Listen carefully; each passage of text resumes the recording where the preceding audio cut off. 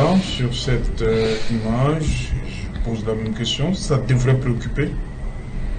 Non, c'est traumatisant. Ce qu'on a vécu aujourd'hui est inadmissible, c'est incompréhensible. Et sur le timing, ça devrait, je voudrais justement sur le timing. Ça m'oblige à comprendre le timing. Ça m'oblige à gratter le vernis. En 2019, pourquoi maintenant?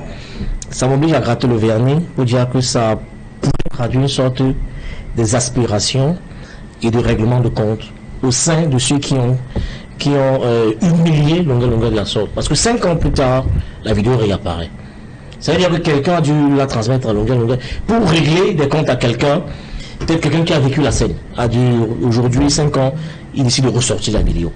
Donc ça traduit en mon sens une sorte de règlement de compte, des aspirations. Il faut davantage gratter le vernis. Pourquoi maintenant 5 ans plus tard on ressort la vidéo? Et je me souviens à l'époque, sur un nouveau plateau, quand Longueuil avait dit qu'il veut voir ses enfants grandir, beaucoup n'ont pas pris au sérieux. Ils se sont beaucoup de lui. Beaucoup n'ont pas pris au sérieux. C'est maintenant que beaucoup commencent à prendre toute la mesure de ses propos à cette époque-là. Quand il voit ses enfants grandir, on s'en moque de lui. Aujourd'hui, je crois que le monde entier a compris pourquoi Longueuil disait qu'il veut voir ses enfants grandir. C'est extrêmement gravissime. Et les auteurs qui sont déjà identifiés manifestement devaient être punis avec toute la sévérité et toute la rigueur de la loi. Parce que ma religion est celle-ci. La violence est la force des faits. Pour avoir exprimé une opinion, il ne mérite pas être torturé de la sorte. Alors, rapidement, pour les chantiers qu'attend le chef de l'État, je pense qu'il y a 2 chantiers importants. Le premier chantier, à mon sens, c'est, vous savez, le football, c'est l'opium du peuple et le bonheur national brut que produit le foot est incalculable. Et aujourd'hui, les gens... Vous pouvez parler des chantiers. Non, oui, les chantiers, oui, c'est un chantier. Les chantiers existent avant que le président ne parte du Cameroun. Tout à fait. Maintenant que le président est rentré, les Camerounais souhaitent que, voilà, qu'il est, vous parlez du football. Oui, pas du football. Oui.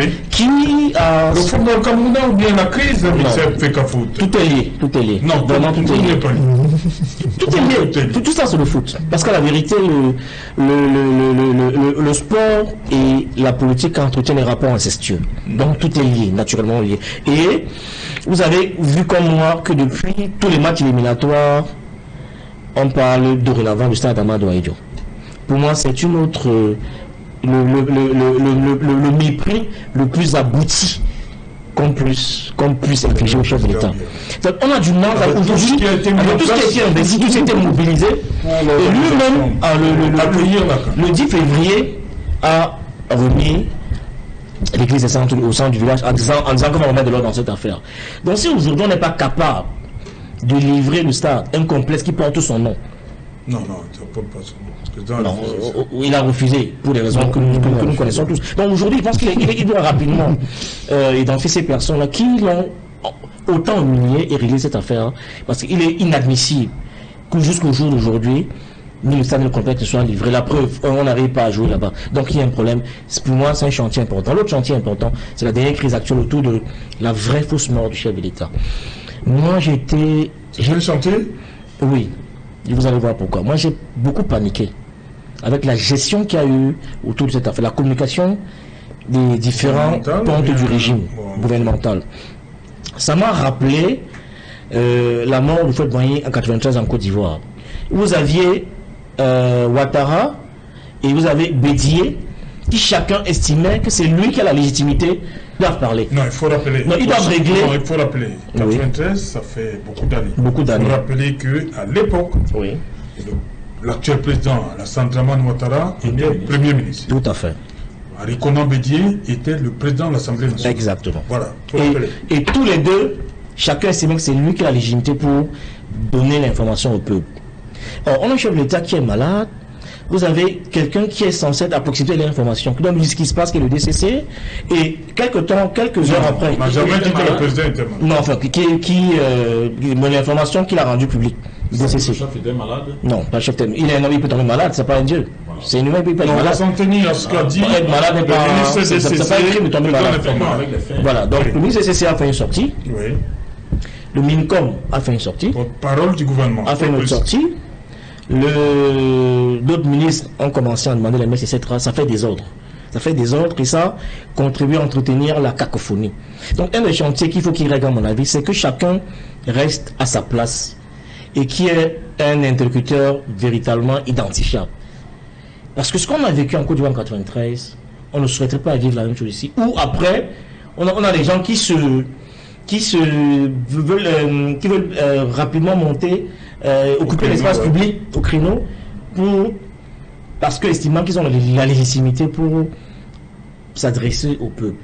Il faut que lui seul peut remettre chacun à sa place et délimiter les champs de compétences des uns et des autres. Nous ne souhaiterons pas que ce que les Ivoiriens ont vécu en 93, qu'on le dise ici. Chacun doit rester à sa place et qu'il a donc l'occasion désormais de clarifier tout ça et de remettre chacun à sa place. C'est un chantier qui me semble important pour nous éviter cette cacophonie à laquelle on a assisté. Comme on dit trivialement, un mal pour un bien. Avec cet épisode-là, il a l'occasion de régler, de clarifier les choses et de remettre chacun sa place. Tout à fait. Il y avait Fongan, pour vous, je vois déjà Maridou à la maison, là, elle n'est pas contente. La vie chère, c'est pas une préoccupation pour vous? Non, si. Parce que non, parce que je voulais faire des grands signes. Parce que la vie chère, c'est parce qu'on a 10 millions de Camerounais qui vivent à peine avec 500 francs. Et le chef de l'État a voulu qu'on retienne de lui celui qui a apporté la démocratie. Vous allez à 500? La démocratie et la moi je parle de dollar américain. Je prends un dollar américain, donc qui est environ 550. Il est capable de dire même un jour que c'est 250. Non, je prends un dollar qui fluctue, qui est très fluctuant entre 500 et 600. Donc je prends un dollar. Plus c'est à la main, plus ça vous intéresse. Au contraire, je suis dans un contexte de oh là là. Ça vous amuse, mais ça me fait parler. Ça vous amuse, mais moi, c'est vous que ça amuse. Moi qui viens du Cameroun d'Amba, c'est vous qui jouez avec.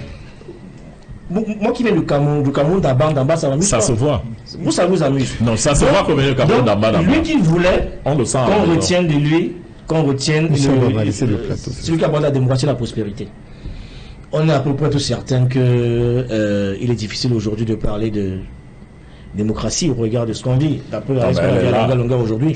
Maintenant, au moins la prospérité, comme au moins le sentiment qu'on puisse... Nous, on mangeait 3 fois par jour quand j'étais plus jeune.